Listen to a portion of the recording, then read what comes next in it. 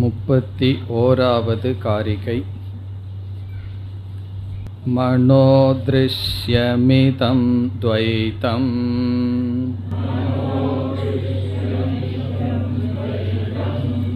யத்கிஞ்சித் சசராசரம்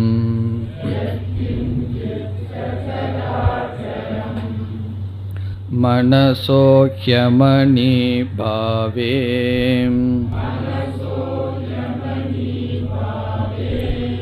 த்வைதம் நைவோபலப்யதே.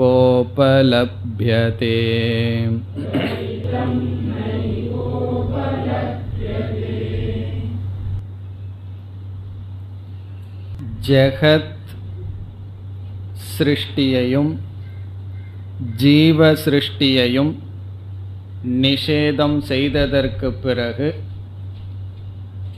இந்த காரிகையிலிருந்து இந்த 3வது அத்தியாயம் முடிகின்ற வரை ஆசிரியர் நிதித்தியாசனத்தை பற்றி பேசுகின்றார். சிரவணம் மனனம் என்ற 2 சாதனையில் ஒரு சாதகன் ஈடுபட்டு கொண்டிருக்கும் பொழுது முக்கியத்துவம் சாஸ்திரத்திற்கும் குருவிற்கும் கொடுக்கப்படுகின்றது. அதை கிரகிக்கின்ற மனதிற்கும் முக்கியத்துவம் இருந்த போதிலும் அதிக முக்கியத்துவம் பிரமாணத்திற்கு கொடுக்கப்படுகின்றது. சாஸ்திரம் குரு பிரமாணமாக இருக்கின்றது. எப்பொழுது ஞானம் அடையப்பட்டு விட்டதோ, சந்தேகமும் நீக்கப்பட்டு விட்டதோ, அதற்கு பிறகு வருகின்ற விபரீத பாவனையை நீக்குகின்ற சாதனையான நிதித்தியாசனம் வரும்பொழுது முக்கியத்துவம் மனதிற்கு கொடுக்கப்படுகின்றது. ஆகவே இதற்கு பிறகு வருகின்ற காரிகைகளில் நிதித்தியாசன சம்பந்தமான கருத்துக்கள் வர இருக்கின்றது. மனதிற்கு வரும் தடைகள் எப்படி நீக்க வேண்டும் என்பதையெல்லாம் பார்க்க இருக்கின்றோம். சென்ற வகுப்பில் நிதித்தியாசனம் இங்கு எந்த விதத்தில் பேசப்படுகின்றது என்பதற்கு அறிமுகம் பார்த்தோம். சுருக்கமாக அதை ஞாபகப்படுத்திக் கொண்டு தொடரலாம். முதல் முக்கியமான ஒரு கேள்வி, சம்சாரம் என்றால் என்ன என்பது. பல வருடங்கள் வேதாந்தம் நாம் படித்து கொண்டிருந்தாலும் இந்த ஒரு கேள்விக்கு நமக்கே பதில் தெரியாமல் இருக்கலாம். சம்சாரம் என்றால் என்ன என்பது முதல் கேள்வி. 2வது கேள்வி, இந்த சம்சாரத்திற்கு காரணம் என்ன? 3வது கேள்வி, இந்த காரணத்தை எதன் மூலமாக நீக்க முடியும்? இந்த 3ம் தான் வேதாந்தத்தில் முக்கியமான கேள்வி. இதற்கு பதிலும் சரியாக தெரிந்திருக்க வேண்டும். சம்சாரம் என்றால் என்ன? இந்த சம்சாரத்திற்கு காரணம் என்ன? அந்த காரணத்தை எப்படி நீக்குதல்? இந்த 3 கேள்வியில் முதல் கேள்விக்கு பதில், சம்சாரம் என்பது மனதில் அனுபவிக்கப்படுகின்ற நிறைவின்மை, அபூர்ணத்துவம் அல்லது துக்கம். இந்த கருத்தை பலர் ஏற்றுக்கொள்கிறார்கள். ஒரு சிலர்தான் வேறு கருத்தை கூறுவார்கள். ஆனால் சிந்தனைவாதிகள் பலர் சம்சாரம் என்றால் என்ன என்ற கருத்துக்கு நாம் கூறுகின்ற பதிலை ஏற்றுக்கொள்கிறார்கள். அதில் கருத்து வேறுபாடு அதிகம் இல்லை. பிறகு எங்கு கருத்து வேறுபாடு வருகிறது என்றால், இந்த சம்சாரத்திற்கு காரணம் என்ன என்ற கேள்வியிலும் இதை எப்படி நீக்குதல் என்ற கேள்வியிலும் பல கருத்து வேறுபாடுகள் இருக்கின்றது. நாம் கூறுகின்ற கருத்தை பலர் ஏற்றுக்கொள்வதில்லை. முதலில் சம்சாரத்திற்கு என்ன காரணம் என்ற இரண்டாவது கேள்விக்கு பதிலை பார்க்கலாம். நம்முடைய மனதில் அனுபவிக்கின்ற அபூர்ணத்துவம் அல்லது ராகத்வேஷம், பயம், மோகம் இவைகளெல்லாம் சம்சாரம். பயப்படுதல், பாதுகாப்பு இன்மையினால் துயரப்படுதல் இவைகளெல்லாம் சம்சாரம். இப்படிப்பட்ட சம்சாரம் வருவதற்கு காரணம் என்ன என்று முதலில் பார்க்கும் பொழுது துவைத ரூபமான பிரபஞ்சம் என்ற பதில் நம்முடைய மனதிற்கு வரும்.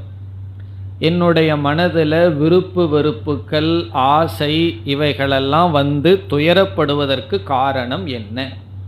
இப்போ மனதில் ஆசை இருந்தால் அது துயரம். காரணம் என்ன? ஆசை, காமம் என்பது நிறைவின்மையினுடைய வெளிப்பாடு.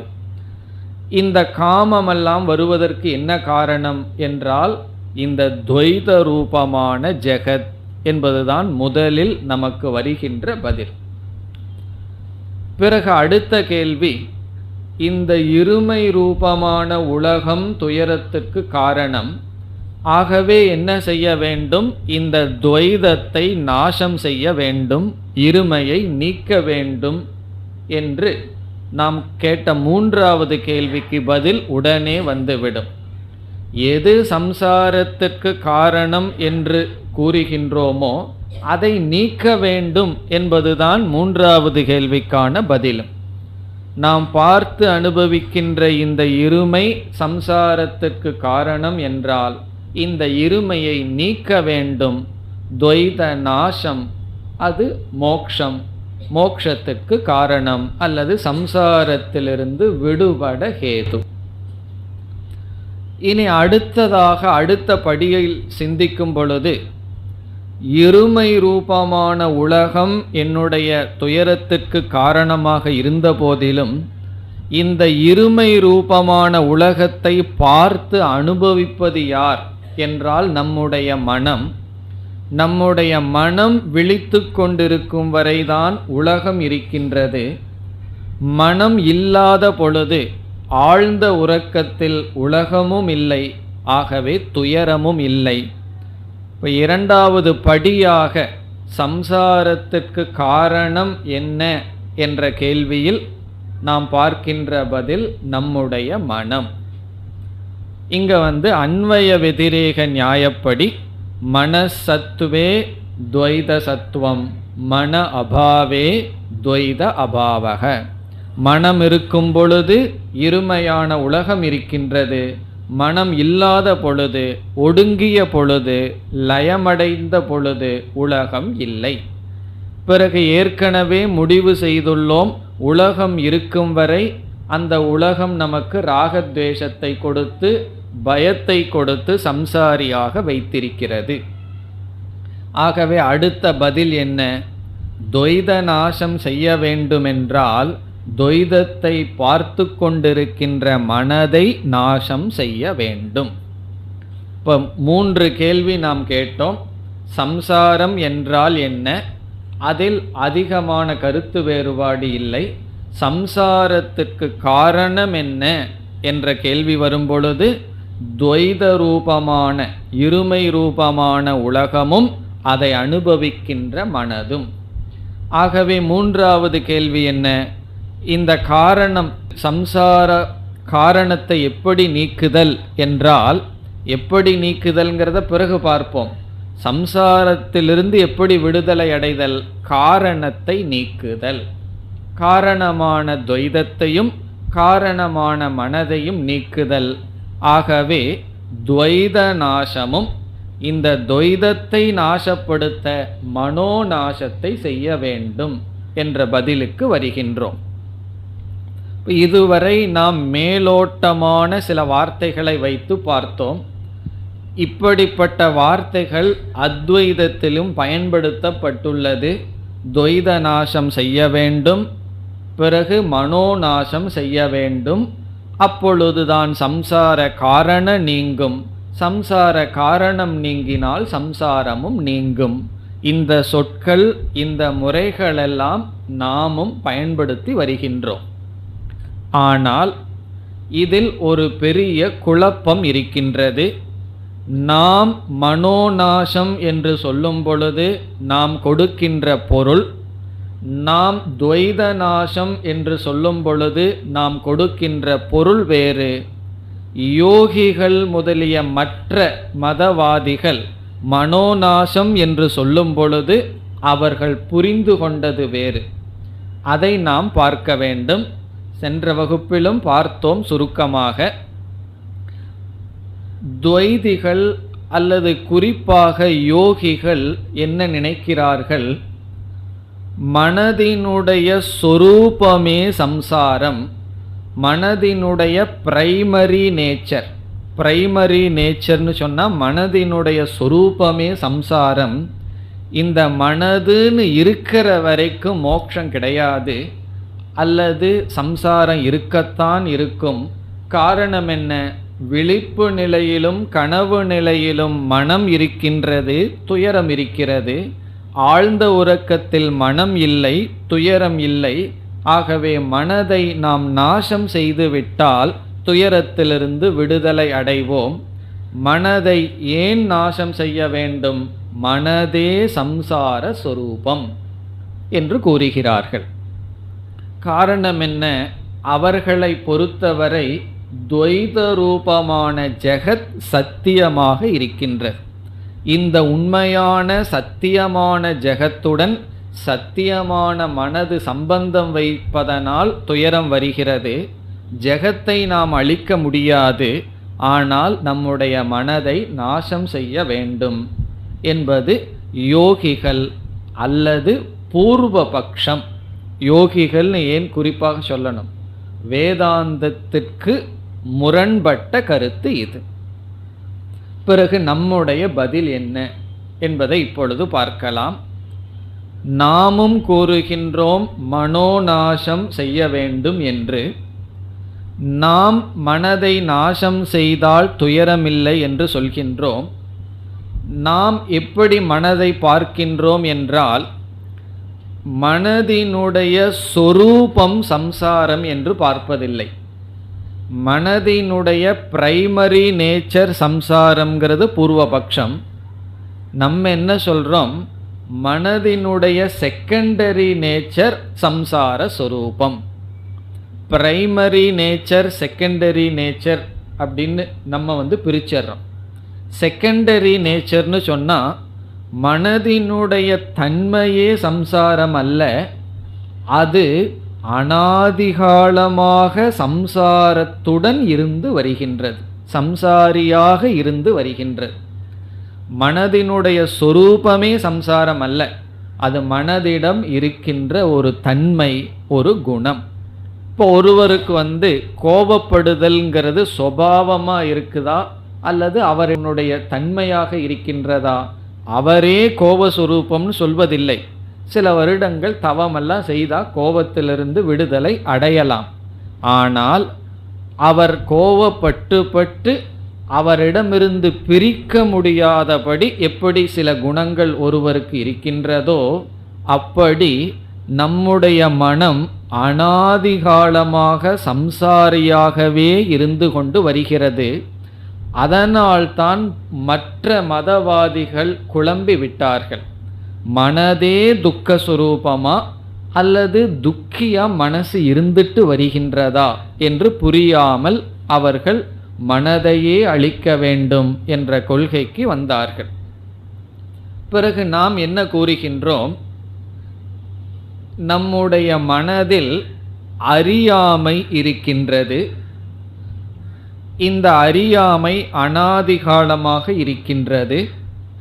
அறியாமை என்று நாம் சொல்லும் பொழுது ஆத்ம அஞ்ஞானம், ஆத்மாவை பற்றிய அஞ்ஞானம், அதனுடைய விளைவாக அனாத்ம அத்தியாசம் இருக்கின்றது. அனாத்மாவை நான் என்று நினைத்து கொண்டு இருக்கின்றது. இந்த அறியாமையுடனும் அத்தியாசத்துடனும் கூடிய மனம் இந்த துவைதமான உலகத்தை பார்க்கும் பொழுது, இப்படிப்பட்ட மனம் இந்த உலகத்தை ராகத்வேஷம் ரூபமாக பிரித்து விட்டது. சில பொருளை பார்த்து இது ராக விஷயம், சில பொருளை பார்த்து இது துவேஷ விஷயம், சில பொருளை பார்த்து இது பய விஷயம் என்று நாம் பார்க்கின்ற உலகத்தை அஞ்ஞானத்துடனும் அத்தியாசத்துடனும் கூடிய மனம் விருப்பு வெறுப்புக்கும் பயத்திற்கும் சம்சாரத்திற்கும் காரணமாக அது பார்த்து பிரித்து வைத்திருக்கின்றது. பிறகு வேதாந்தத்தில் என்ன சொல்லப்படுகிறது?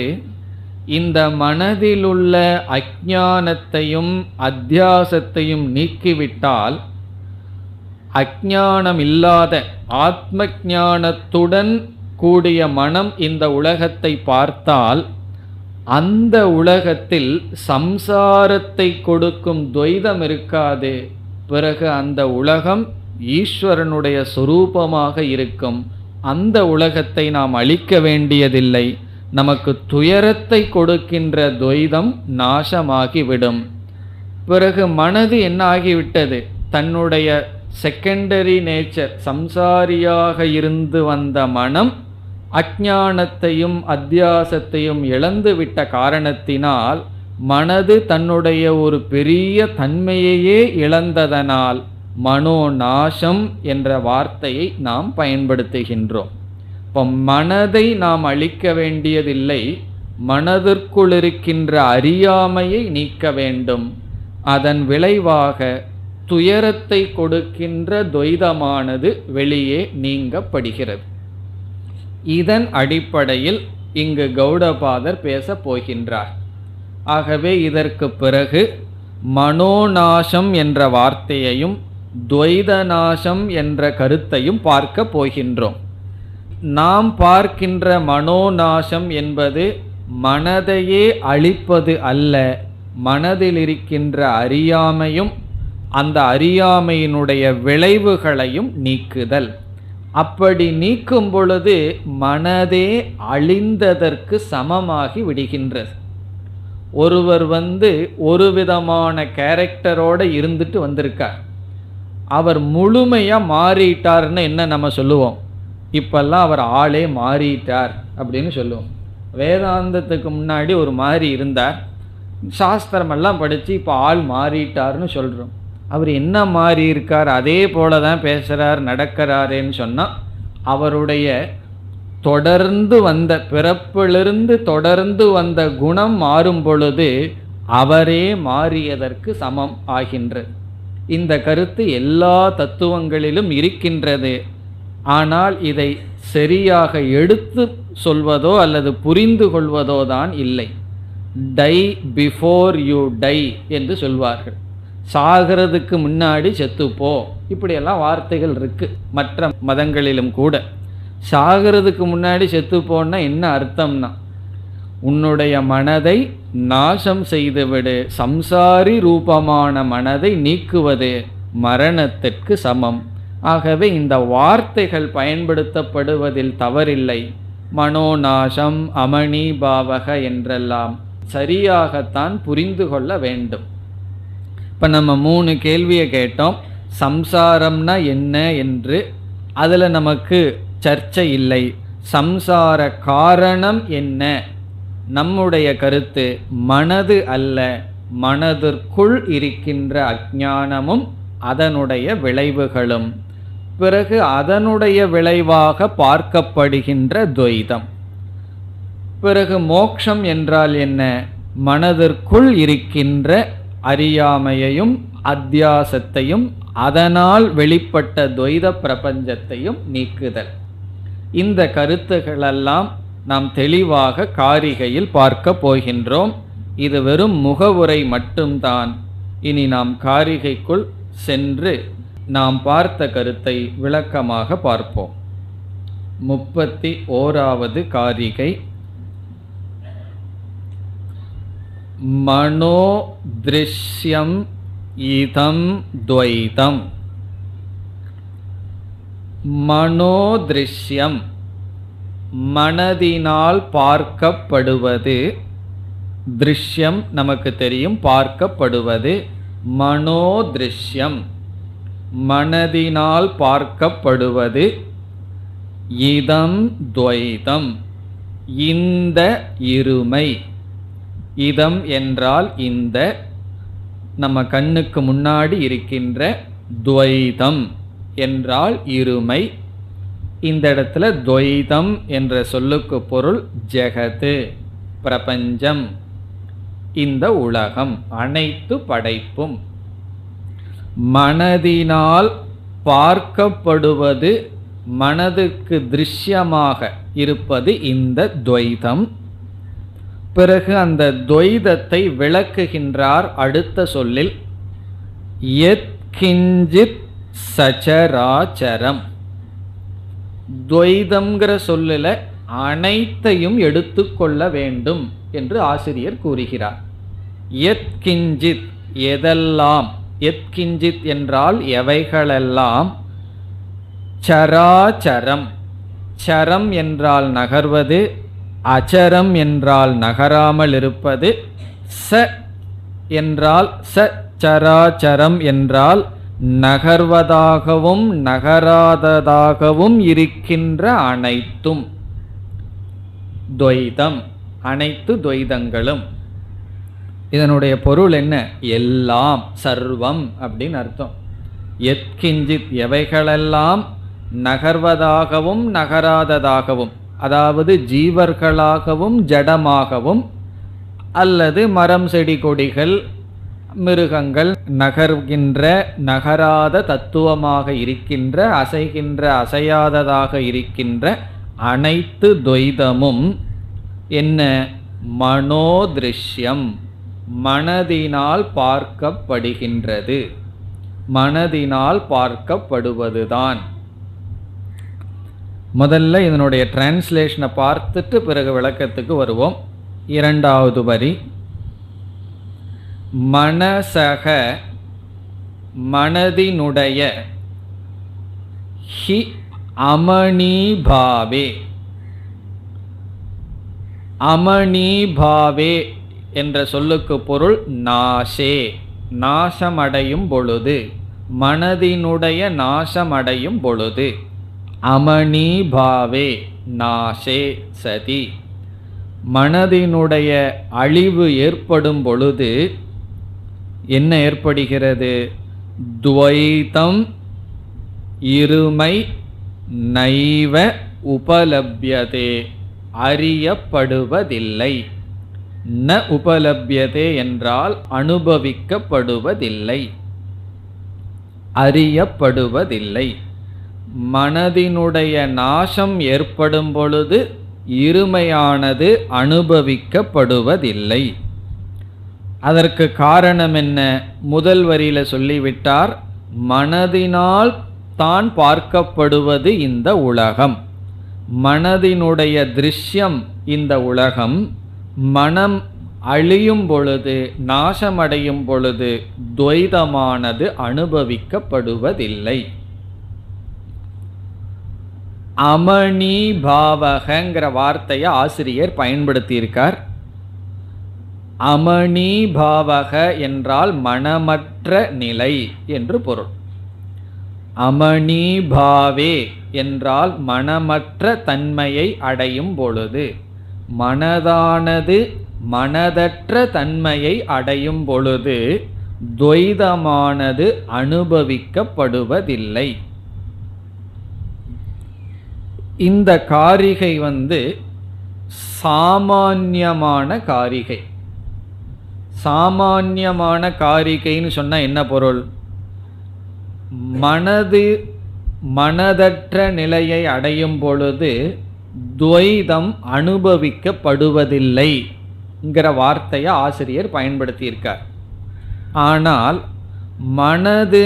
மனதற்ற நிலையை அடையும் பொழுது என்று சொல்லும் பொழுது மனதற்ற நிலை என்றால் என்ன என்று இங்கு சொல்லப்படவில்லை. பிறகு இருமையானது அனுபவிக்கப்படுவதில்லைன்னு ஒரு வாக்கியத்தை சொல்லியிருக்கார். மனதினால் பார்க்கப்படுவதுதான் இருமைன்னு சொல்லியிருக்கார். இப்போ இருமை அனுபவிக்கப்படுவதில்லை என்றால் இருமை இல்லை என்று பொருள். துவைதம் நைவ உபலப்யதேன துவைதம் நாஸ்தி என்று பொருள். இப்போ இப்ப இருமையினுடைய அபாவத்தை சொல்லி இருக்கின்றார். எப்படிப்பட்ட இருமை இல்லை என்று இங்கு சொல்லவில்லை. மனதினுடைய மனதற்ற தன்மை என்றால் என்ன என்ற கருத்தும் இங்கு சொல்லப்படவில்லை. பிறகுதான் ஆசிரியர் சொல்லப் போகின்றார். அடுத்த காரிகையிலேயே அமணீபாவத்தினுடைய லட்சணம் சொல்லப் போகின்றார்.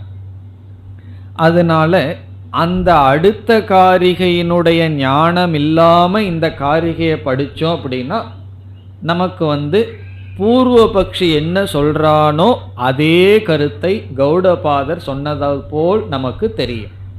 இதை எப்படி தப்பா புரிந்து கொள்ளலாம்? இங்க என்ன சொல்லியிருக்கார்? மனோதிருஷ்யமிதம் துவைதம், மனதுனாலதான் இவைகள் பார்க்கப்படுகின்றது. மனது மனதற்ற நிலை அடையும் பொழுது இவைகள் பார்க்கப்படுவதில்லை. ஆகவே இவைகள் துவைதமானது சம்சாரத்திற்கு நிமித்தமாக இருந்தது. மனது நாசமடையும் பொழுது துவைதம் பார்க்கப்படுவதில்லை. ஆகவே மனோநாசம் மோக்ஷம் என்ற கொள்கை வருவதற்கு அடுத்த காரிகையெல்லாம் படிக்காம இதை மட்டும் படித்தோம் அப்படின்னு சொன்னால் அது பூர்வபக்ஷத்தை போல் இருக்கும். காரணம் என்ன? இங்கு சாமான்யமான ஒரு பிரதிஜ்ஞா செய்கிறார். மனதினால் பார்க்கப்படுவது இந்த துவைதம், மனது மனதற்ற தன்மையை அடையும் பொழுது துவைதம் பார்க்கப்படுவதில்லை. இவ்வளவுதான் இங்க பேசுகிறார். இப்ப நமக்கு ரெண்டு கருத்துல விளக்கம் தேவைப்படுகிறது.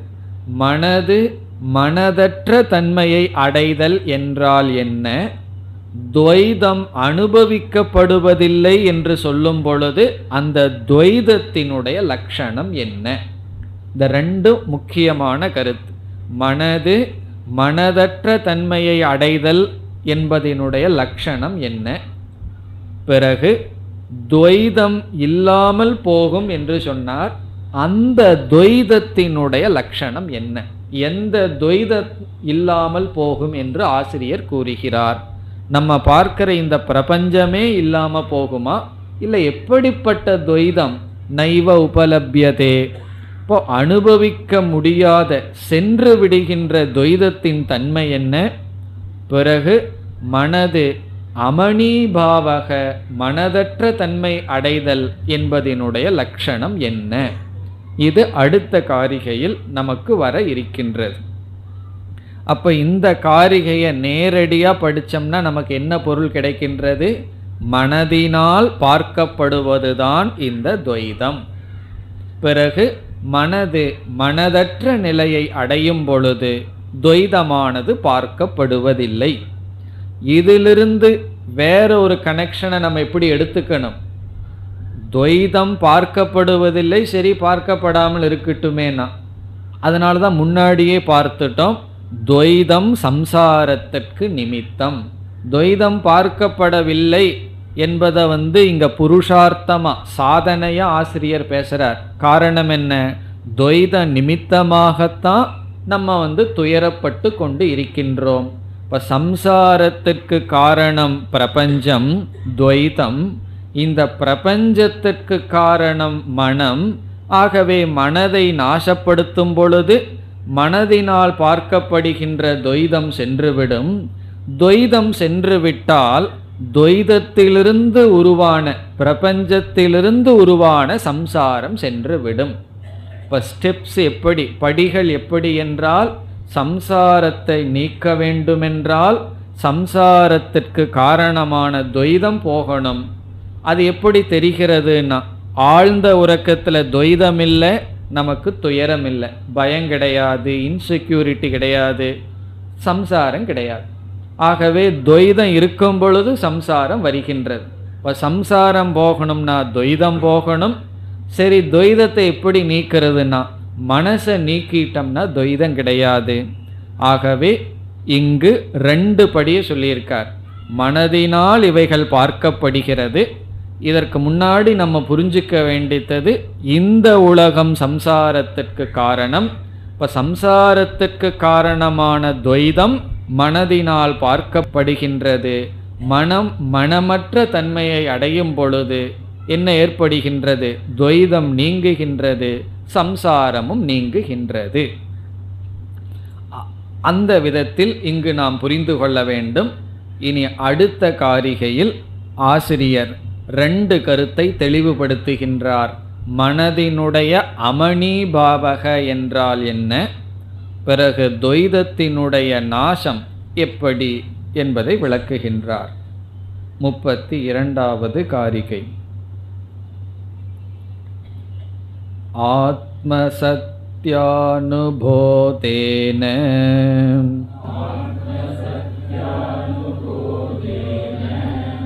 ந சங்கல்பயதே யதா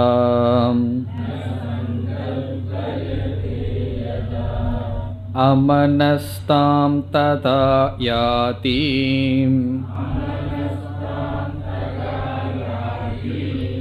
கிராஹ்யபாவே ததக்ரஹம்.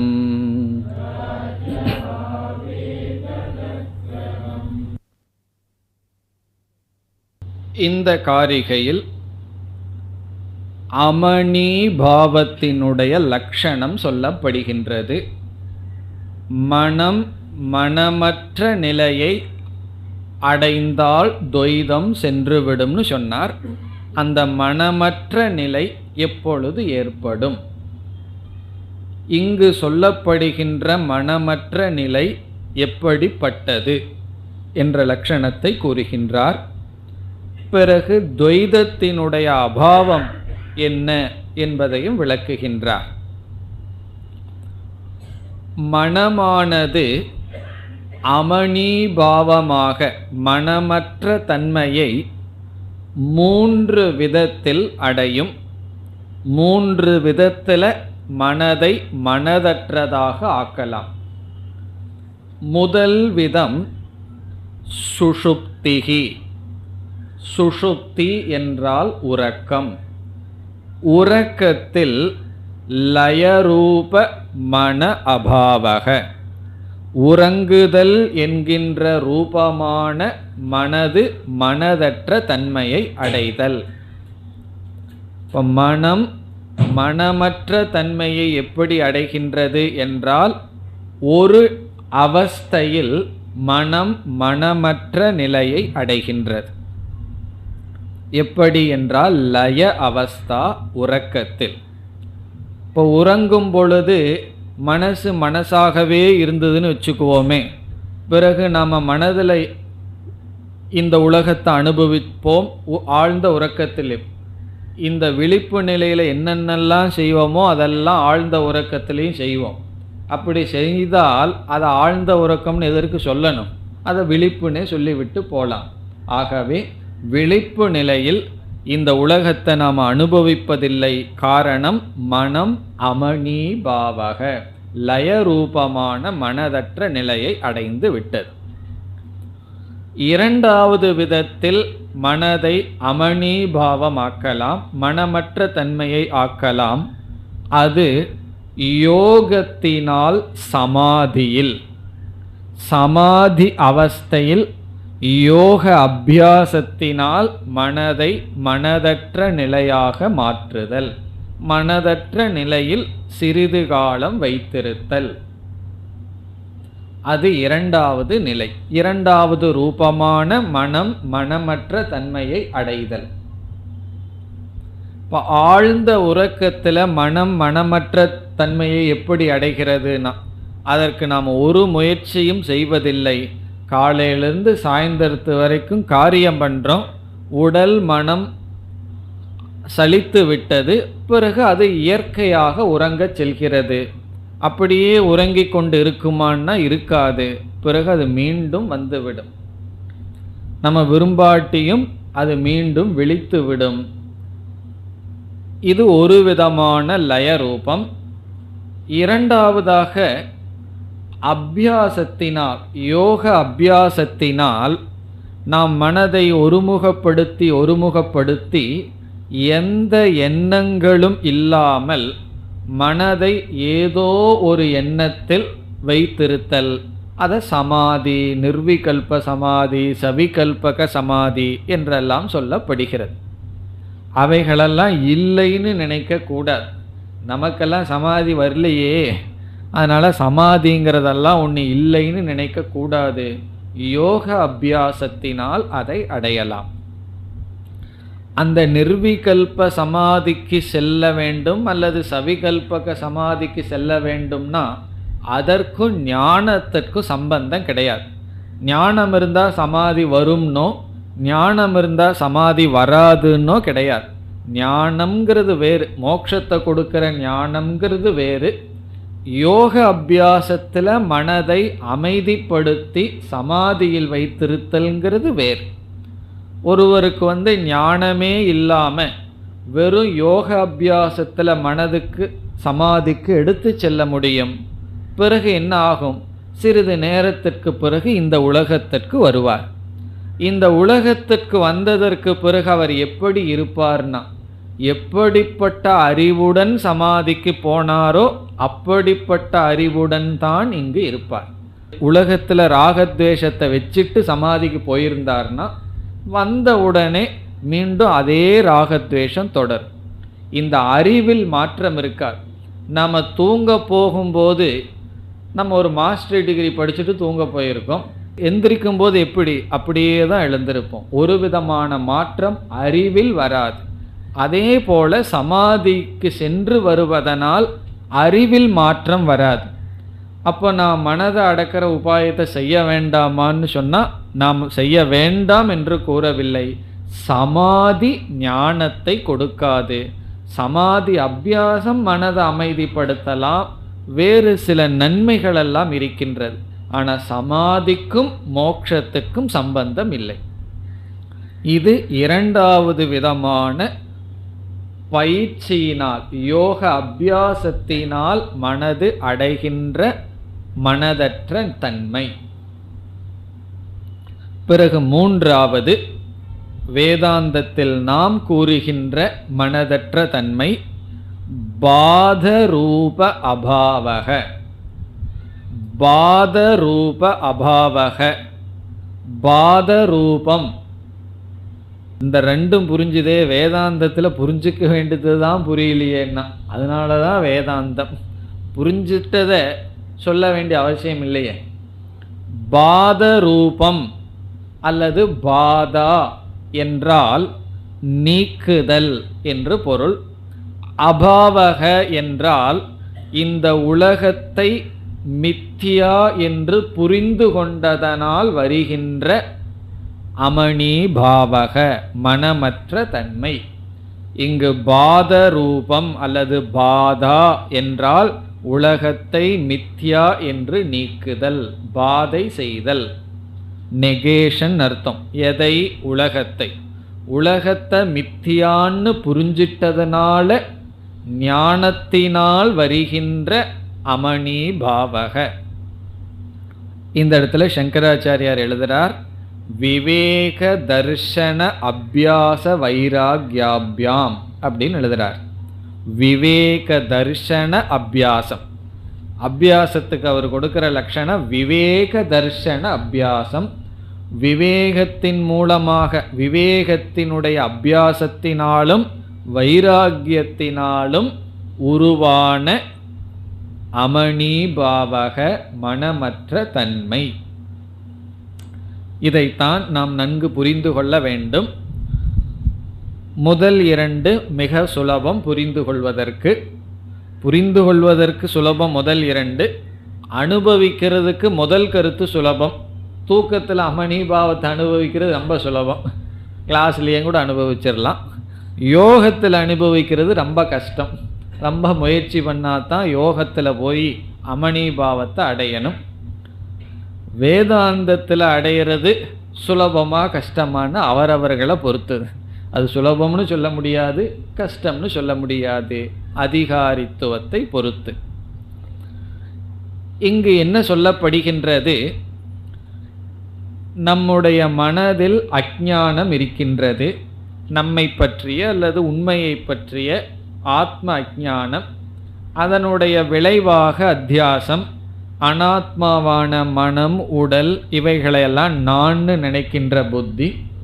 பிறகு இந்த உலகத்தை நாம் பார்த்து துயரப்பட்டு வருகின்றோம். அறியாமையானது மனதிலிருந்து சென்று விட்டால் அஞ்ஞானம் நீங்கிய மனதுடன் இந்த உலகத்தை பார்க்கும் பொழுது அஞ்ஞானத்துடன் இருக்கும்போது உலகத்தை எப்படி பார்த்தோமோ அப்படி நமக்கு தெரியாது. அப்படின்னா என்னன்னா, அஞ்ஞானத்தோடு இருக்கும்போது ஒரு பில்டிங்கை சிகப்பு கலரில் பார்த்தேன், ஞானம் வந்த உடனே அது பச்சை கலராக தெரியுதான்னா அது அப்படியே தான் தெரியும். ஆனால் ஒரு பெரிய மாற்றமானது நடைபெறும். அதை நம்ம புரிந்து கொள்ள வேண்டும்னு சொன்னால் முதல்ல துவைதத்தை பற்றிய கொஞ்சம் விசாரம் செய்தாக வேண்டும். இந்த அமணிபாவத்தை, வேதாந்தத்தில் சொல்கிற அமணிபாவத்தை புரிஞ்சுக்கணும்னா, அஞ்ஞானத்துடன் இந்த உலகத்தை பார்க்கும்போது எப்படிப்பட்ட துவைதத்தை பார்த்துட்ருக்கோம், ஞானத்துடன் பார்க்கும் பொழுது எப்படிப்பட்ட துவைதம் தெரியுது, எப்படிப்பட்ட துவைதம் தெரியலின்னு புரிஞ்சாதான் இந்த அமணிபாவத்தை புரிந்து கொள்ள முடியும். அதனால் இப்பொழுது மனதினுடைய அமணிபாவத்தினுடைய விசாரத்தை நிறுத்தி வச்சுட்டு துவைதத்தினுடைய விசாரத்திற்கு வருகின்றோம். அப்பொழுது தான் இங்கே சொல்கிற அமணிபாவம் நமக்கு புரியும். இப்போ நம்ம எதை விசாரத்துக்கு எடுத்துக்கொள்கின்றோம்? துவைதம், இந்த ஜெகத். துவைதம்னா இந்த உலகத்தை எடுத்துக்கொள்கின்றோம். இப்போ ஜெகத்தை நம்ம இப்பொழுது எடுத்துக்கொள்கின்றோம். இப்போ துவைத ஜெகத், இருமை ரூபமான உலகத்தை எடுத்துக்கொள்கின்றோம். துவைதம் துவைதம் சொல்கிறீர்களே, எதை என்றால் துவைத ரூப ஜெகத், இருமை சுரூபமான உலகத்தை எடுத்துக்கொள்கின்றோம். இப்போ இந்த உலக எப்படிப்பட்ட சொரூபம் என்றால், இந்த உலகத்தினுடைய முதல் சொரூபம் திருஷ்யத்துவம். திருஷ்யத்துவம்னா பார்க்கப்படுதல், அனுபவிக்கப்படுதல், பார்க்கப்படுதல். இந்த உலகத்தில் எந்த பொருள் எடுத்துட்டாலும் அந்த பொருளில் திருஷ்யத்துவம், அறியப்படுதல், பார்க்கப்படுதல்ங்கிற குணம் இருக்கு. இப்போ இதை டேபிள்னு சொல்கிறோம், இதை புஸ்தகம்னு சொல்கிறோம். புஸ்தகம்னு சொல்கிறது வேறு, டேபிள்ங்கிறது வேறு. ஆனால் இந்த இரண்டுக்கும் பொதுவாக என்ன இருக்குது? புஸ்தகமும் திருஷ்யம், டேபிளும் திருஷ்யம் என்று இந்த ஜெகத், துவைத ரூபமான ஜெகத்தினுடைய சாமான்யமான ஒரு லட்சணம் திருஷ்யத்துவம், பார்க்கப்படுதல். அது என்னால் பார்க்கப்படுகின்றது. இனி இந்த துவைத ரூபமான ஜெகத்துக்கு இனி ஒரு லட்சணம் விஷயத்துவம். விஷயத்துவம் என்பது துவைத ரூபமான ஜெகத்தினுக்கு இனி ஒரு லட்சணம். விஷயத்துவம் என்றால் என்ன? விஷயக அப்படின்னு சொன்னாலும் திருஷ்யந்தான். ஆனால் திருஷ்யம்னு சொன்னால் வெறும் பார்க்கப்படுதல். விஷயகன்னு சொன்னால் எனக்கு அது பொருளாக இருக்கின்றது, விஷயமாக இருக்கின்றது. ரொம்ப சூக்ஷ்மமான வித்தியாசம் இருக்குது திருஷ்யத்துவத்துக்கும் விஷயத்துவத்திற்கும். உதாரணத்தில் புரிந்து கொள்ளலாம். இப்போ இந்த வேதாந்த புஸ்தகம் இருக்குது, நம்ம மாண்டூக்கிய அத்வைத பிரகரணத்தையே வச்சுக்குவோமே. இப்போ இந்த புஸ்தகத்தை நம்ம படிக்கிறோம். இதை படித்தோம் அப்படின்னா, அல்லது இந்த புஸ்தகத்தை நம்ம பார்க்கும் பொழுது இந்த புஸ்தகம் திருஷ்யமாகவும் இருக்குது, நம்மால் பார்க்கப்படுது, அவ்வளவுதான். பிறகு இது நமக்கு விஷயமாகவும் இருக்குது. விஷயம்னா என்ன? நான் விஷயி, இது விஷயம். காரணம் என்ன? இதில் ஒவ்வொரு சொல்லும் நமக்கு பொருள் கொடுக்கின்றது, நம்மோட சம்பந்தம் வைக்கின்றது. ஒரு சொல்லினுடைய பொருளை புரிஞ்சுக்கிறோம், பிறகு இந்த புஸ்தகத்தை நம்ம படிக்கிறோம், இது நமக்கு விஷயமாகவும் இருக்குது. இந்த புஸ்தகத்தை போய் மூர் மார்க்கெட்டில் போடுறோம்னு வச்சுக்குவோமே, போடக்கூடாது. அதில் யாரோ ரோட்டில் போகிறவன் எடுத்து இந்த புஸ்தகத்தை பார்க்குறான். பிறகு அவனுக்கு இந்த புஸ்தகம் வெறும் திருஷ்யமாகத்தான் இருக்குமே தவிர விஷயமாக இருக்காது. அவனுக்கு என்ன புரியுது? இந்த புஸ்தகத்தோடு அவனுக்கு ஏதாவது ஒரு ரிலேஷன் இருக்கான்னா அது அவனுக்கு விஷயத்துவம் கிடையாது, வெறும் திருஷ்யத்துவம் தான். ஏதோ பார்க்குறான், அவ்வளவுதான். தனக்கு அது விஷயம் அல்ல. நம்ம ரோட்டில் போயிட்டுருக்கோம், எத்தனையோ பொருள்கள் கண்ணில் படுது, அத்தனை பொருள்களும் திருஷ்யம். பிறகு ஒரு பொருள் மீது நமக்கு விருப்போடு அதை வேணும்னு நினைக்கிறோம். அந்த பொருள் வேணும்னு நினைக்கும் பொழுது அந்த பொருளுக்கு திருஷ்யத்துவத்துடன் விஷயத்துவம் என்கின்ற தன்மையும் வந்து விட்டது. அது எனக்கு விஷயமாயாச்சு. இப்போ ஒரு பொருள் திருஷ்யமாக இருக்கிற வரைக்கும் நமக்கும் அந்த பொருளுக்கும் ஒரே ஒரு சம்பந்தம், நான் பார்க்கிறவன், அது பார்க்கப்படுதல், அவ்வளவுதான். அது விஷயமாக ஆகும் பொழுது நான் அதை அனுபவிக்க வேண்டும். அது விஷயமாகும்போது அனுபவிக்கணுங்கிறது மட்டும் அல்ல, ஒருவரை பார்த்து அவர் மேலே கோபம் வந்ததுன்னு வச்சுக்குவோமே, அவரும் விஷயமாயிடுறார். என் கண்ணில் படக்கூடாதுன்னு விஷயமாயிடுவார். ஏதோ ஒரு விஷயம், அது எனக்கு விருப்பு வெறுப்புக்கு ஏதோ ஒரு உணர்வுக்கு ஒரு விஷயம் ஆகிவிடும். அப்போ இந்த ஜெகத்தினுடைய இரண்டாவது தன்மை என்ன? விஷயத்துவம். விஷயத்துவம்னு சொன்னால் அந்த பொருள் ஏதோ ஒரு விதத்தில் எனக்கு சம்பந்தப்பட்டிருக்கு. எனக்கு ராக விஷயமாக இருக்கலாம், துவேஷ விஷயமாக இருக்கலாம், அல்லது அசூயா பொறாமைக்குரிய விஷயமாக இருக்கலாம். பக்கத்து வீடு அல்லது பக்கத்து வீட்டில் இருக்கிற பொருள்களெல்லாம் திருஷ்யத்துவமாகவும் இருக்கலாம், விஷயத்துவமாகவும் இருக்கலாம். அந்த பொருள் நமக்கு விஷயமாயிடுதுன்னு என்ன, அது அங்கே இருக்கேன்னு இங்கே வயிறு எரியலாம். அப்போ என்ன ஆச்சுன்னா அது விஷயமாக மாறியாச்சு. குழந்தை ஏன் சந்தோஷமாக இருக்குது தெரியுமோ? அதுக்கு இந்த பிரபஞ்சம் வெறும் திருஷ்யமாக மட்டும் இருக்குது. அது அப்படியே பார்த்து ரசிக்குது. கொஞ்சம் வயது ஆகத்தான் கையில் பிடிக்க போகுது, நாக்கில் வைக்க போகுது, இதெல்லாம் அதுக்கு விஷயமாக மாற்றுது. இப்போ நம்ம என்ன பண்ணோம்னா, பிறக்கும் பொழுது வெறும் திருஷ்யமாக பார்த்த உலகத்தை இந்திரியங்கள் வளர வளர, மனசு வளர வளர, அதில் நான்கிற அபிமானம் இருக்கிறதுனால உலகத்தையே விஷயமாக மாற்றல, சில பொருள்களை விஷயமாக மாற்றியுள்ளோம். அது விஷயத்துவமாக மாறி இருக்கின்றது. இப்போ திருஷ்யத்துவங்கிறது பொதுவாக இருக்குது, பிறகு அடிஷ்னலாக விஷயத்துவமாகவும் இருக்கின்றது. இது உலகத்தினுடைய தன்மை. பிறகு மூன்றாவது சத்தியத்துவம். சத்தியத்துவம்னு சொன்னால் இந்த உலகம் இருக்கு, இது உண்மை என்ற புத்தியும் நம்முடைய மனசில் இருக்கு. இப்போ திருஷ்யத்துவம், விஷயத்துவம், சத்தியத்துவம் இதெல்லாம் சேர்ந்து சொரூபமாக நாம் இந்த உலகத்தை அனுபவிச்சுட்டு வர்றோம். இப்போ துவைதம் ஜெகத்து அப்படின்னு நம்ம சொல்லும் பொழுது நாம் எவைகளையெல்லாம் பார்க்கிறோமோ அந்த திருஷ்யம், எவைகளெல்லாம் நமக்கு விஷயங்களாக இருக்கோ அந்த திருஷ்யம், எவைகளெல்லாம் பிறகு அனைத்துமே சத்தியமாக வேற இருக்கு. இப்படிப்பட்ட உலகத்தை யார் பார்த்துட்டு இருக்கான்னு சொன்னால் திருஷ்ய விஷய சத்தியம், இப்படிப்பட்ட குணத்துடன் கூடிய உலகத்தை அஞ்ஞானத்துடன் கூடிய மனசு அனுபவிச்சுட்டு இருக்கு. எந்த மனசு அனுபவிக்குது? தன்னுடைய சொரூபத்தை தெரியாத மனம், அறியாமையுடன் கூடிய மனம் விஷயமாகவும் திருஷ்யமாகவும் சத்தியமாகவும் உலகத்தை பார்த்துட்டு இருக்கு. பிறகு என்ன ஏற்படுகிறது?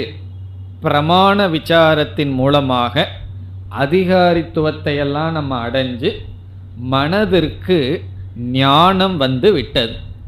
நம்முடைய மனசுக்கு ஆத்மஸ்வரூபத்தை பற்றிய ஞானம் வந்து விட்டது. இப்போ ஞானத்துடன் கூடிய மனம் இந்த உலகத்தை பார்க்கும் பொழுது இந்த உலகத்தை எப்படி பார்க்குதுன்னு சொன்னால் அங்கே விஷயத்துவம் போயாச்சு, சத்தியத்துவம் போயாச்சு, வெறும் திருஷ்யத்துவம் மட்டும் இருக்கு. ஏதோ பார்க்கப்படுகிறது, இந்த மனசு பார்க்குது, இந்த உலகம் பார்க்கப்படுகிறது. இந்த ஞானத்துடன் கூடிய மனசுக்கு இந்த உலகத்தில் விஷயமே கிடையாது. முக்தனுடைய மனதில் இந்த உலகத்தில் விஷயமும் கிடையாது, சத்தியமும் கிடையாது. நம்ம கற்பனை பண்ணி பார்ப்போம், நமக்கு விஷயம் ரொம்ப இருக்குது, விஷயத்துவம் ரொம்ப இருக்குது. ஒரு அம்மா நேற்று கேட்டார்கள், ஆசையை விடுறேன்னு சொல்கிறீங்களே, ட்ரெஸ்ஸு மேல் இருக்கிற ஆசையும் விட்டுறணுமான்னு சொல்லி. அதுதான் ரொம்ப பெருசாக இருக்குது. விதவிதமான டிசைனை பார்க்குறோம், அந்த ஆசையும் விடணுமா? மோட்சத்துக்கு அதுதான் தடையாக இருக்கான். அப்படி அந்த ஆசை இதெல்லாம் திருஷ்யமாக இருக்குது, ஆனால் விஷயமாக வேறு இருக்குது. சில பேர்த்துக்கு கடையில் இருக்கிறது எல்லாமே விஷயமாக இருக்கும், என்ன பண்ணுறது? ஆனால் பாக்கெட்டில் விஷயம் ஒன்றும் இருக்காது. அப்போ என்ன பண்ணுறது? துக்கம்தான் வரும். அப்படி அனைத்துமே விஷயம், எதெல்லாம் பார்க்கிறோமோ அதெல்லாம் விஷயமாக மாறியாச்சு. ஞானம் வந்ததற்கு பிறகு என்னன்னா வெறும் திருஷ்யந்தான் இருக்குது, விஷயமே இல்லை. காரணம் என்னன்னு சொன்னால் அங்கே சத்தியத்துவம் போயாச்சு. இந்த உலகத்தில் சத்தியத்துவம் கிடையாது. நான் யாருன்னு அந்த மனசு, இப்போ ஞானியினுடைய மனசுக்கு வந்துட்டோம். ஞானி இந்த உலகத்தை பார்க்கும் பொழுது தன்னை மனதுன்னு நினச்சி பார்த்தான்னு வச்சுக்குவோமே. இப்போ மனது திருக், உலகம் திருஷ்யம். பிறகு மனதுக்கு என்னென்ன வேணுமோ அதெல்லாம் விஷயமாயிரும். தான் பூர்ண ஆத்மான்னு பார்க்கும் பொழுது நிறைவான ஆத்மாவுக்கு எந்த விஷயம் திருப்திப்படுத்தணும், எந்த விஷயம் அதை துவேஷத்துக்கோ ராகத்துக்கோ குரோதத்துக்கோ லோபத்துக்கோ காரணமாக முடியும். ஆகவே ஞானத்துடன் பார்க்கும் பொழுது இந்த உலகத்தில் துவைத ஜெகத்தில் திருஷ்யத்துவம் மட்டும் இருக்கு, விஷயத்துவமும் கிடையாது, பிறகு சத்தியத்துவமும் கிடையாது.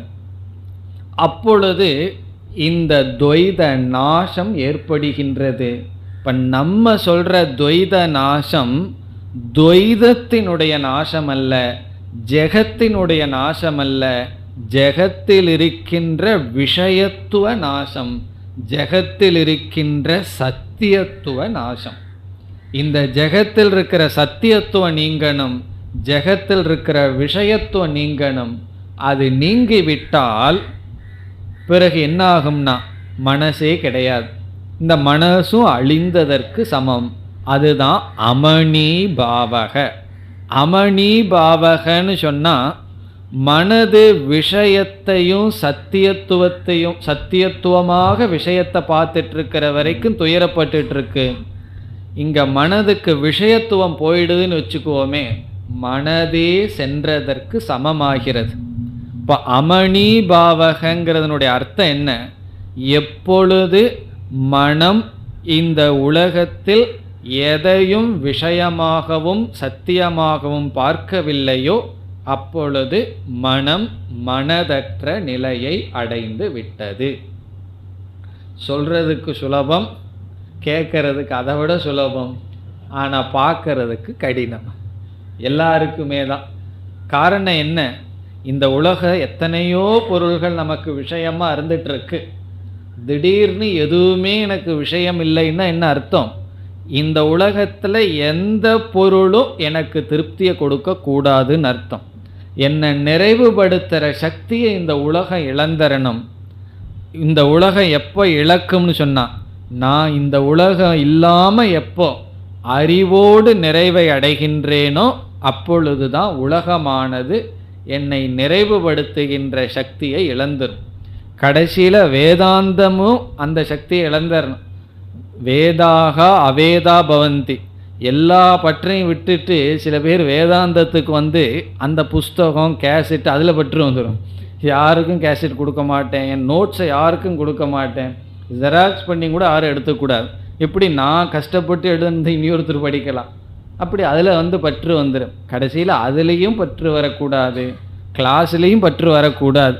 வர்றது நல்லது, ரொம்ப பேர்த்துக்கு வர்றதில்லை, அப்படி பற்று வர்றது நல்லது. பிறகு கடைசியில் என்னென்னா எதுவுமே எனக்கு விஷயம் கிடையாது. பிறகு ஏன் உயிரோடு இருக்கீங்கன்னு கேள்வி வரும். ஒன்றுமே விஷயம் இல்லைன்னா சும்மா வேடிக்கை பார்த்துட்டா இருப்பீர்கள்னா, பிராரப்தம்னு ஒன்று இருக்கே, அது வரைக்கும் வேடிக்கை பார்த்துட்டு போக வேண்டியது தான். இப்போ ஞானத்தை அடைஞ்சதுக்கப்புறம் ஞானி என்ன பண்ணிகிட்டு இருக்கான்னா, மூச்சு காற்று நிற்கிற வரைக்கும் ஏதோ வேடிக்கை பார்த்துட்டு இருக்கான். நம்ம சர்க்கஸுக்கு போனால் ஏதோ வேடிக்கை பார்ப்போமல்ல, அதுதான் இந்த உலகம், குழந்தையினுடைய திருஷ்டி. அதனால தான் பாலவத் உண்மத்தவத்துன்னு சொல்கிறது. பைத்தியக்காரனுக்கும் எல்லாமே திருஷ்யமாக தான் இருக்குது, அவனுக்கு விஷயமே கிடையாது. ஏதோ பார்ப்பான், கொஞ்ச நேரம் உன்னை பிடிச்சிருப்பான், தூக்கி போட்டு போயிடுவான். அப்படி எதோடும் சங்கம் இல்லை. அதனால தான் ஒன்று சொல்ல போகிறார், அஸ்பர்ஷ யோக அப்படின்னு ஒரு வார்த்தையை கௌடபாதர் பிறகு பயன்படுத்த போகிறார். அஸ்பர்ஷ யோகன்னு சொன்னால் இந்த ஞானத்துக்கு இனியொரு பெயர் சொல்ல போகிறார். அதாவது எதோடும் சம்பந்தமில்லாத அசங்க ரூபமானதுன்னு சொல்ல போகிறார். இப்போ இந்த உலகத்தோட நம்ம எப்படி சம்பந்தம் வைக்கிறோம்னா, பார்க்கப்படுவது விஷயமாக மாறினால் பிறகு அதோடு நமக்கு சம்பந்தம் வருகிறது. அது வெறும் திருஷ்யமாக இருந்தால் பிறகு என்னன்னா, அதனால் நமக்கு சுகமும் இல்லை துக்கமும் இல்லை. அதை நாடியும் போக வேண்டியதில்லை, அதிலிருந்து ஓடியும் செல்ல வேண்டிய அவசியம் இல்லை. பிரவருத்தியும் நிவர்த்தியும் இல்லாத நிலை அது. நிவர்த்தியும் ஒரு விதமான பிரவருத்தி தான், ஒன்னிலிருந்து ஓடுறதும் ஒரு விதமான பிரவருத்தி, நாடி ஓடுதலும் ஒரு விதமான பிரவருத்தி. இப்போ அந்த மனதைத்தான் நாம் மனதற்ற நிலை என்று சொல்கின்றோம். இது அப்படியே கேட்டால் பத்தாது, ஆழ்ந்து சிந்திக்க வேண்டிய கருத்து இது. இப்போ மனதற்ற நிலை என்று நாம் சொல்லும் பொழுது, மனம் இந்த உலகத்தை எதையையும் விஷயமாக பார்ப்பதில்லை. விஷயமாக பார்ப்பதில்லைன்னா என்னுடைய துயரத்திற்கோ என்னுடைய சுகத்திற்கோ காரணமாக எதையையும் பார்ப்பதில்லை. எதுவுமே என்னுடைய சுகத்துக்கும் காரணமில்லை, எதுவுமே என்னுடைய துக்கத்துக்கும் காரணமில்லை, அல்லது என்னுடைய சம்சாரத்திற்கு காரணம் இல்லை. இப்படி தெரிஞ்சதற்கு பிறகு நான் உலகத்தை விடணும்னு சொல்ல முடியுமோ? உலகம்னு ஒன்று இருந்தால் தானே விடுறதுக்கு. உலகத்தை நான் விடணும் உலகத்தை விடணும்னு சொல்லுவோம். எப்பொழுது நான் உலகம்னு இருக்கிற வரைக்கும், உலகம்ங்கிறதே ஒன்றும் இல்லை வெறும் திருஷ்யந்தான்னு சொன்னால் எதை விடுறது, எங்கு போகிறது? அதுதான் மோட்சம், அதுதான் மனதற்ற நிலை. இப்போ இங்கே என்ன சொல்கிறார், நாம் வேதாந்தத்தில் சொல்கிற மனமற்ற நிலையை சொல்லி பிறகு எப்படி துவைதம் இல்லைங்கிறதையும் ஆசிரியர் கூறுகின்றார். இப்போ முதல் வரியில் ஆத்ம ஞானத்தின் மூலமாக மனதானது மனதற்ற தன்மையை அடைகிறதுன்னு சொல்கிறார். கடைசி பகுதியில் என்ன சொல்கின்றார், துவைதம் இல்லாத காரணத்தினால். எப்படிப்பட்ட துவைதம்? திருஷ்யத்துவமான துவைதம் அல்ல, விஷயத்துவ சத்தியத்துவமான துவைதம் இல்லாத காரணத்தினால் மனது கிரகிப்பதற்கு எதுவும் இல்லை. மனசு ஒரு பொருளுக்கு விஷயத்தை பார்க்கின்ற விஷயாக இல்லை. பிறகு என்ன இருக்குன்னா வெறும் திருஷ்யந்தான் இருக்கின்றது. அதுதான் மனதற்ற நிலை. பிறகு துவைத நாசம் என்பது என்ன? துவைத நாசம்னு சொன்னால் திருஷ்யத்துவத்தினுடைய நாசம் அல்ல, அது ஈஸ்வரனுடைய சிருஷ்டி. விஷயத்துவ சத்தியத்துவ நாசம். நம்ம ரெண்டு கருத்தை ஞாபகம் வச்சுக்கணும்னு சொன்னோம். மனதற்ற நிலை என்றால் என்ன, பிறகு இருமையினுடைய நாசம் என்ன, துவைத நாசம் என்றால் என்னன்னு பார்த்தோம், ஞாபகம் வச்சுக்கணும்னு பார்த்தோம். அதில் மனதற்ற நிலைனா பார்த்தோம். துவைத நாசம் என்றால் என்ன, விஷயத்துவ நாசம் சத்தியத்துவ நாசம். இப்போ இந்த உலகத்திலிருந்து பார்க்கிற உலகத்திலிருந்து இருத்தல் அது உண்மையா இருக்குங்கிற புத்தியை நீக்கிடுறேன், பிறகு இனியொன்னையும் நீக்கி விடுகின்றேன், எதுவுமே எனக்கு விஷயம் அல்ல. இதற்கு பிறகு சில சந்தேகமெல்லாம் வரலாம். எதுவுமே விஷயம் அல்லன்னு சொல்கிறீர்கள், இப்போ சாப்பிட்றதுக்கு உட்கார்றோம், இட்லி எல்லாம் போட்டு வச்சுருக்கோம், அது எனக்கு விஷயமா இல்லையான்னா. பிறகு பக்கத்தில் ஒரு பூனை இருக்குது, பூனைக்கு பக்கத்தில் ஒரு எலி இருக்குது. பூனைக்கு எலி விஷயமாக இருக்குது, நமக்கு இங்கே இட்லி விஷயமாக இருக்குது. எனக்கு எல்லாமே திருஷ்யந்தான் ஒன்று தானேன்னு சொல்லி அதை போய் சாப்பிட முடியுமோ? பூனையினுடைய விஷயத்தை போய் நம்ம விஷயமாக எடுத்துக்க முடியுமா? இந்த சந்தேகமெல்லாம் வரலாம். காரணம் என்ன? ஞானியினுடைய மனசில் தான் எதுவுமே விஷயம் இல்லையே, எல்லாமே திருஷ்யம். பசிக்குதுன்னா ஏதோ ஒரு திருஷ்யத்தை எடுத்து சாப்பிட வேண்டியது தானேன்னு சந்தேகம் வரும் பொழுது, இந்த மனசுக்கு அந்த பொருள் விஷயம், எனக்கு விஷயம் அல்ல. இந்த உடலுக்கு இந்த உபாதிக்கு இந்த பொருள் விஷயமா இருக்கு, நான் ஆத்மாவாக இருக்கின்றேன்னு சொல்லி எதற்கு எது விஷயம்? எனக்கு எதுவும் விஷயமில்லை. பிறகு எனக்குன்னா யார்? ஆத்மஸ்வரூபமான எனக்கு விஷயமில்லை. மனதிற்கு விஷயம் இருக்கலாம், உடலுக்கு விஷயம் இருக்கலாம். விஷயாக விஷயேஷு வர்த்தந்தே, விஷயம் விஷயத்தில் போகுது, குணா குணேஷு வர்த்தந்தே, குணத்தை நாடி போகுது, நான் சாட்சி சொரூபம்.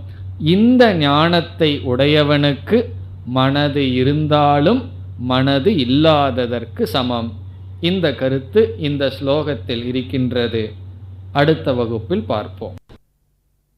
ஓம் பூர்ணமத பூர்ணமிதம் பூர்ணாத் பூர்ணமுதச்யதே பூர்ணஸ்ய பூர்ணமாதாய பூர்ணமேவாவசிஷ்யதே.